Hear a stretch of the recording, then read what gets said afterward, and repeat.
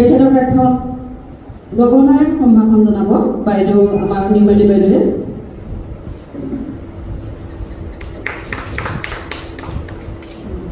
এইবাৰ আনগৰাকী আমাৰ বিউটি কৰা বাইদেউ আমাৰ জুৰি বৰাই এখন গামোচাৰে সম্বৰ্ধনা জনাব।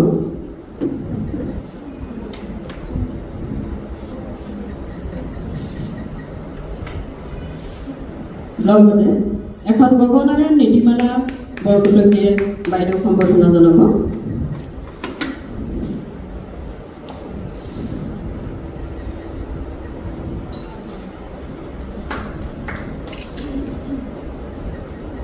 লিপিকা ডেকাক সম্বৰ্ধনা জনাবৰ কাৰণে আমাৰ কবিতা ভূঞা বাইদেউক আমি অনুৰোধ জনাইছোঁ।